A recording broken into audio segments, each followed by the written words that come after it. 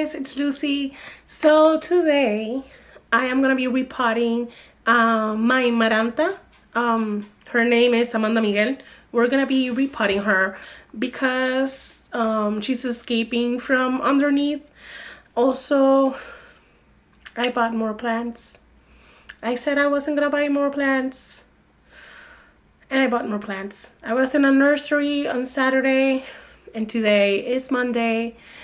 And I just went to Lowe's to get a pot because my Maranta needed to be repotted, and I bought two more plants. Two more plants. Not one, I got two more. And one of them I already have. So I may have a problem.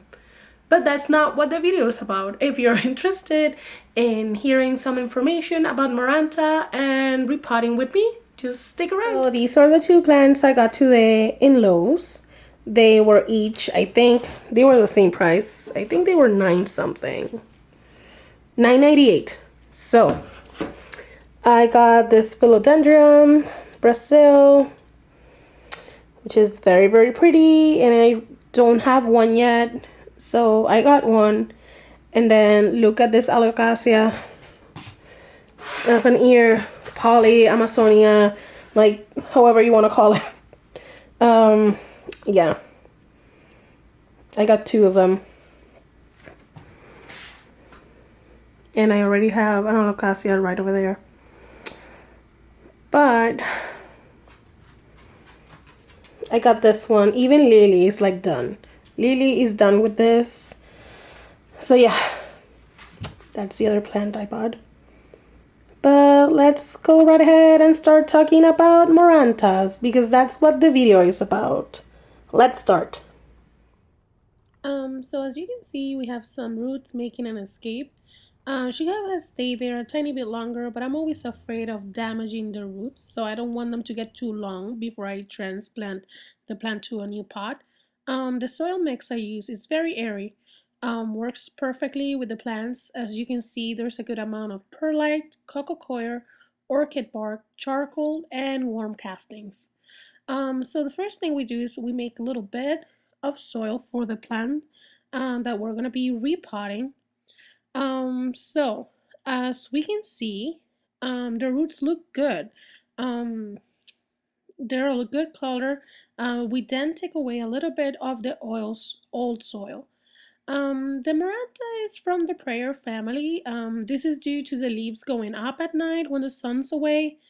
On the case of this Maranta, she is very big and bushy due to her being my mother plant.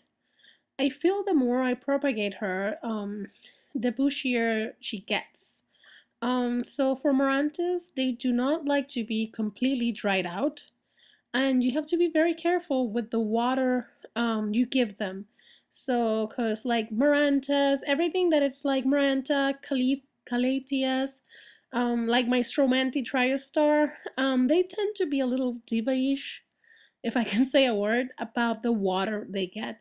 For the sun, they like indirect sun, medium to bright. They will not do good in high direct light. They like humidity, but it doesn't have to be in a high amount. Like some anthurians, depending where you live, you can have her in normal humidity. In the information I found, it said that Marantas are pet friendly, but I don't know. I feel like everything can be pet friendly, but just don't just don't keep her where um a pet can eat it. Um so this is how she looks in her new pot. When you take the plant to a bigger pot, you do not want it to be too big, like in difference to what she had before.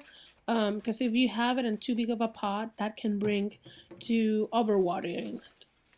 When I finish repotting, I always like to clean the leaves and make sure there's no dirt on the leaf, or if there was anything in the soil that could have been hidden in a leaf, I find it now. So the mix I use is I have some neem oil, I have water, and I have soap. Do not use dish soap. Um, I don't like using dish soap. I feel like that dries out the leaves, and don't try it. It's not good for the leaves. So we're gonna start. We're gonna do a little summary of what we have talked about with the care. We know that it's indirect, medium to high light. As you can see, she's normally next to this window, but it's to the side, so she would not get any direct sunlight. Water, they don't like to be completely dried out and can be a little bit picky with the water. The soil mix that we use, it's well drained. It's the soil mix I use. The cocoa coir stays with a little bit of moisture pockets, so that gives the Maranta what she needs. She likes humidity, but if you do not have a humidifier, don't worry. Depending where you live, it can do okay with room humidity. Just make sure to have it near other plants, or you can also do a humidity tray. So if you do not have a humidifier, don't worry with it on this plant. Another thing about marantas is that for me, I don't know, like my experience, it's very easy to propagate. Like this is a water cutting, like water propagation, and I just put that little cutting there. That is the root. She's also getting new leaves from that one leaf I cut to be water propagated. So yeah, for me, she has been very, very easy to propagate. That is the plant I have propagated the most. I have marantas downstairs. I have sent maranta cuttings to my friends. I have sent them to Puerto Rico and they made it, which was very surprising because the shipping took a little bit longer than I was told it was gonna take, but which is fine. It's okay. And she made it and she's doing good. So I hope you like the information on the Maranta that we talked about. If you have any questions or anything, my information is in the link. So you can also follow me on Instagram for more planty adventures like always.